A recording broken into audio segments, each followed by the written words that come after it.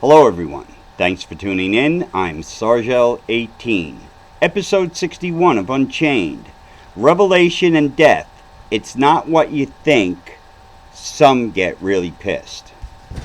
As I sit here and muse how to put the right words in this video, my mind wandered to the whole reality that death has played in the minds of humanity since the beginning. To me, it's the biggest con job. It's the biggest con job that Lucifer has played upon humanity, and it has worked almost every time. This video is more of a set of instructions concerning death as this biblical revelation moves forward till its end, and it will go all the way. Nothing can stop it except God. And he doesn't want to because it's part of his plan. Now let me ask everyone who watches this video, how does the reality of death make you feel? Think of someone who was close to you who has died. Most feel sorrow, anger, confusion, all sorts of heavy negativity concerning emotional negativity. Some lose it altogether to the point of destroying their own life and the lives of people close to them. There we go. The underlying reality that has been taught by Lucifer and his possessed from the beginning is to fear death. Well, I'm telling you now, all that fear of death is a total crock of Luciferian shit. Let me explain.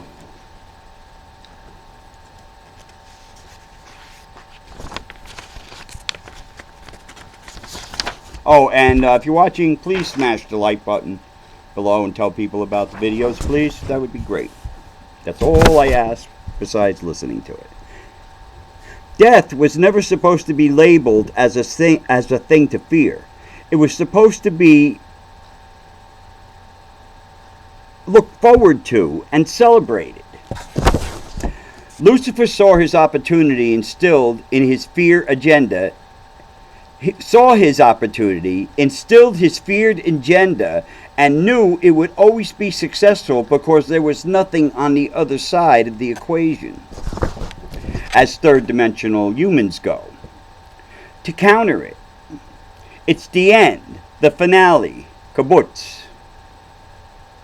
Even if you believe wholeheartedly that God and heaven was real, you can't get around the physical loss to deal with of death. Remember, Lucifer is smart and cunning, and he has all the time in the world to get done what he wants done. He has all the time in the world. If you took all 8 billion people on Earth right now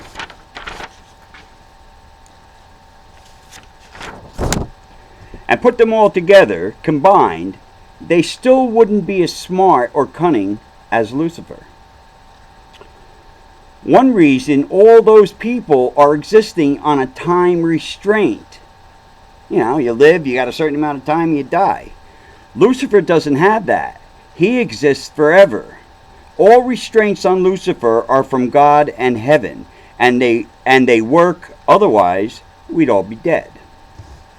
Okay then, what would be the counter to know physical death and how it's perceived? The counter to that. The good instead of the evil. The idea of mortality and death came into existence around 150,000 years ago. Early human society. Once it was instilled to fear death, the concept spread everywhere in a very short time. Like my orb discovery. I showed the world in May 1998 in New York City, and 6 months later it spread worldwide and changed reality forever. The same thing with becoming afraid of death. That fast. Almost 25% of humanity says it does not fear death. Realistically, let's say that true number is 5%. Everyone fears death in one way or another. You can't get around it. And that 5% are people like me who have had intense near-death experiences, like myself and the others. We don't fear death anymore. Actually, I long for death because I want to go back to the Silver City in heaven. But I will finish my mission here, and after 17 years and 4 months, I will go home. God has given the correct information on death for thousands of years. Death is a graduation for your soul. Bottom line. Anyone who has had an N.D.E. will tell you that. A near-death experience will tell you that. All death means is that the physical body has died. The soul's untouched and goes to the next learning experience. Can't kill what can't be killed. Learning experience. The human body and all that surrounds it in a given life is just decoration. Family, wife, kids, job, all that to center the soul in life. Once the body's life is gone, the decoration no longer has any meaning. Whatever was learned by having that decoration is carried onward by the soul to be used over and over again forever. But it's not what you would think.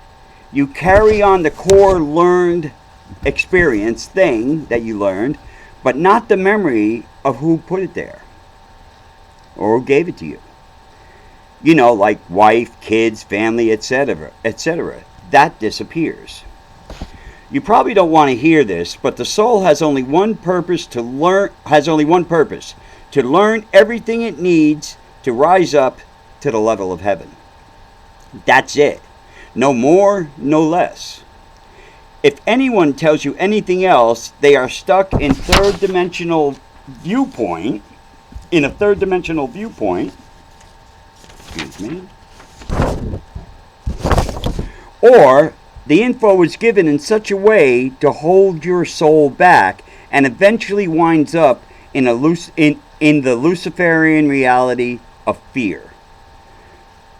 Some examples, when I die, I'm going to miss my family, friends, and wife. When I die, people are going to eventually forget about me.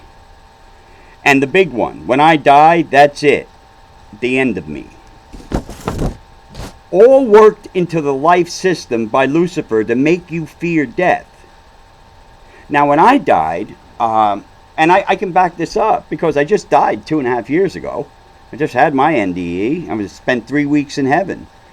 On the way there, when Devron was carrying me down, down where we were, to the Silver City, and told me all the great information, and I saw, all the things that were around me, I didn't think once about Sandra or my dogs. And those are the only 2 things I care about. Not even beginning to think it. Just gone.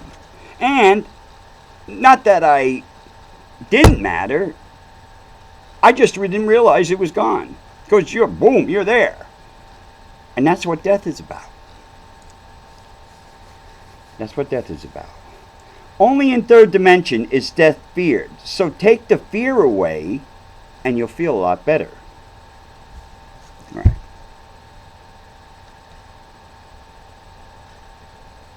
Right. So how do you get around all that fear about death? You don't. Until you die. Then it automatically kicks in. Once you die, it automatically kicks in and your soul's okay. Unless, of course, you're in hell. To end this subject, death feels exactly like having to do something you really don't want to do. But once you do it, you think back and say, what the hell was I so afraid of? And you have all had examples like this. Right. I don't want to do it, right? Like, you got to go somewhere. You got to go and meet somebody. You got to go to a new job and all that. And you're like, oh, man. Or you got to meet a new girl and you don't know what, I don't want, I don't want to do it. But you go ahead and do it anyway because you're a nice person and you made a promise or whatever. And you're doing it to show up. And then afterwards, about 6 months later, your life is great. And you look back and go, what the hell was I afraid of? That happens to everybody in all different aspects of life. How does it happen to me? Well, I don't remember, but I'm sure it did. I will say it had to. Right, and again, only in third dimension is death final. So to take the fear away, you just... once you take it away, you feel a hell of a lot better. Oh, and why do some people get pissed? You had to go through all your whole life fearing death, and you find out it's the exact opposite than you thought or feared. And that is the truth. It is the exact opposite, once you die, of what you think that dying's all about. I just came back. Oh, what a great advantage. And I do want to go. I do want to go home. But I'm not an idiot. I'm not going to commit suicide or something like that. I will jump and attack a demon or a dragon straight on with a sword or a knife in my hand, but and that might kill me. But no, you just wait your time, you do what you're supposed to do, because the reward on the other side is beyond your imagination right now. But it's coming. Okay, now let's take a look at some pictures. I got a couple of different ones. Some you haven't seen. And I always like throwing them in the video because, you know, that's part of Sargel 18 also. Remember, besides doing everything else I've done all this. And I did it better than anyone before me or currently that's out there. I really need to get to Elon Musk, though. I need to get to Elon Musk. If anybody watching knows Elon Musk, please tell him about me. I got some business to do with him. Not money business, metaphysical business. Okay, let's take a look at this one. I think I've showed this before, but I'm going to show it again. Oh, no, this is a different one. Watch. Now, this is the picture of the probe that I told you about, that I took at the Vortex. It was coming at me. It was tumbling like a little macaroni. And when it hit me, it actually hit me, it felt like Jell-O. And then went on by. I used to work very closely with a very good friend of mine that actually met me on the day in New York City that I broke the orbs to the world, named Christopher. And I knew that Montauk, Long Island, and the Wanacue Vortex were connected. And I'll do a show on the other parts of that. So we made a time. I went to the Vortex in Wanacue. He lives in Long Island. He went to Montauk. And we both took a picture of the same probe, pretty much the same time. The one on the left is mine from the Vortex. You'll recognize the column from the bridge. And the one on the right is Christopher's from Montauk. Now that, what are the odds of that happening? Let me tell you, man, my life and mission has been unbelievable. Unbelievable. Now, what do I have over here? Oh, yeah, you remember this. This is the real third-dimensional demon creature that came to the Vortex. There it is in the untouched picture on the left, in the grass, hiding, watching us. And on the right, I just blacked out all the grass so you can see his actual form. And the one thing about this creature, which can kill you instantly, if it wanted to, is that all the sounds of the forest, the bugs, the birds, the little animals, disappeared for 2 weeks. Gone. And then I guess when this thing left, all of a sudden, the sounds and everything came back. This is one of the most highly dangerous creatures in third dimension from the multiverse. It's alien in nature. And I can imagine by now, they are probably everywhere waiting.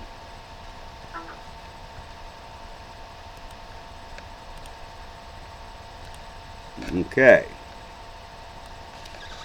We got this one. Oh yeah, this one's neat. I don't know if you guys can make it out. If you look real closely, that's the head of some sort of person from the multiverse.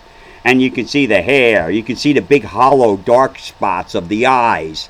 Well, like sunken eyes. His nose, his mouth. It looks like he's got a goatee. He's right down there by that tree. And there he is looking at me, and I took the picture. I don't show that one that often. I should. It's a pretty good one. Now, if you want to know the N.D.E aliens, what their UFOs look like, and this is, again, remember, what made me famous in '97 worldwide. Here's a picture that I took. I took the two pictures of the ships on the left, and of course there's contact with the N.D.E alien right there in front of the doorway. And those light ships, those beautiful colored light ships on the left, are their ships. No longer UFOs, but identified O's. Identified O's. Okay, now I'm going to take you on a little look here. I know that many people have probably seen on the Discovery Channel or History Channel about the UPAs, out of place ancient artifacts. That's where modern day stuff is found either inside rock or inside coal that's millions of years old, and there's no explanation on why it's there. And if you look this up on the internet, you're also going to find mine, but if you look this up on the internet, you know, you can read about it and all, and get into it further. Here's a picture. Oh, hold on, did I do it? No. Thank you. Here's a picture of a modern day shoe print embedded in coal that's like 20 million years old. They had the coal rock, they split it open, and there's the footprint, the shoe print. How the hell did that get there? There weren't humans walking around 20 million years ago. Or maybe there were. I should do a video on that too, because that coincides with Revelation and the Apocalypse. And the Ascension. Okay, here, this was found either in a rock or coal, millions of years old, a solid silver candle holder, bell type thing, inside a rock. The only problem that I have with these people is they took the rock, it took it out of the rocks, man. You don't take it out of the rock, you need the rock around it. You only got to see part of it, but they took it out completely. Look at this thing. Who the hell made that? And last, you've all seen the London hammer, which is a hammer stuck in solid rock. The handle just about, it was inside other rock, and they broke that rock open, and that was inside, and they took it out and still left it with the rock around it. That's called the London hammer, millions of years old. Now, with all I've done and all I've accomplished in this life, in metaphysics, reality, the paranormal, everything like that, what is the chance of me coming across an UPA? Number one, to find an UPA would be equal to, I would say, winning the Powerball lottery top prize 2 times in a row in 1 week. That's the odds. These things just don't exist. And if you find them, oh man, the impression that it makes upon humanity, the government doesn't want you to know about it. They just want you to stick to their plan. But in 1998, I said to Sandra, after studying these, I said, I'd really like to have one of these. And she's like, how are you going to do that? And I said, I don't know. I'm just going to put the thought out and see if it happens. Well, in 2001, I think it was, or 2001, 2003, I go to a garage sale. Sandra and I go to a garage sale, a little yoky-doke house, nothing, nothing like a mansion that would have all kinds of neat shit and all. Just a regular home. And sitting on the table, besides the other stuff that the man was trying to sell, was a knife. Pocket knife, modern day pocket knife, stuck in solid rock.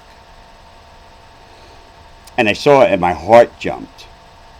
And I didn't try to pay attention to it because I figured the guy's going to say like $1,000, $25,000 or something for it. And Sandra just walks up, grabs it, and goes to the guy, "How much is this?" And he goes, "Oh, $8. Boy, I whipped that $8 out of my pocket so fast, it could have been a blur if you were taking pictures. And then he goes, "I'll tell you the story about it." And when he was young, a young boy in like 1941, him and his friend were playing in a field, and they were throwing rocks at a stop sign, metal stop sign, like kids do. And he picked this rock up and threw it, and it broke open. And when he walked up to pick up more rocks, he saw it, and he saw the knife sticking out of it. And he kept it all those years until like 2000, like 60 plus years until 2001. And then none of his family wanted it. They thought he was insane. Like, what the hell? What did you make this or something? No, you didn't make it. And he kept it perfect and then put it out for a garage sale for $8. And who comes walking in? So, let me show you a picture of the UPA that I have. I took a couple of different angles. You see it. It's a modern day pocket knife stuck in solid rock. The whole thing weighs about 2 pounds, and when I put it into somebody's hand, I let it drop like an inch. And when they feel the weight and the thing, you're holding a rock. And in that rock is that modern pocket knife. And the condition is fabulous. Right now, we estimate that it's between 2 and 10 million years old. That's how long it takes for that rock to form.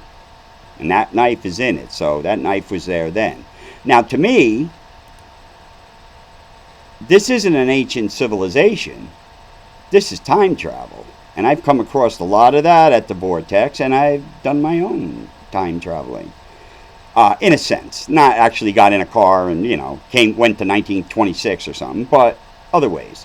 And this was dropped by somebody millions of years ago in New Jersey. That's where the guy was when he found it. The kid was when he found it. He moved here to Pennsylvania. And now I got it. And just to, show you.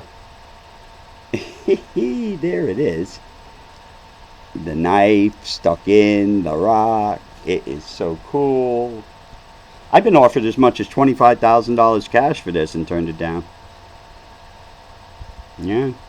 I might have a price, but I don't know. That would have, we'll see if that reality ever happens. But otherwise, I'm not getting rid of it. After I die, I'll give it to Sandra or whoever's alive, and then, or I'll send it to the Smithsonian with my other stuff and in Washington, D.C., and then they'll get it. And the Jeffersonian, or the Jeffersonian. So, I hope you got a little bit out of this about death. Death is not to be feared. It sucks, because you're no longer in third dimension. If you're that hooked into third dimension, yeah, it sucks. But as soon as you cross that step, your soul, all that goes away. Even if you're not in heaven yet. Even if you're on the higher levels leading to heaven, it disappears. And if you come back, like I did, it comes back with you. You have it again. But when you die, it's gone. And you're just having a blast, taking in everything. I hope this helps. I want everybody to please stay prayed up, and peace out.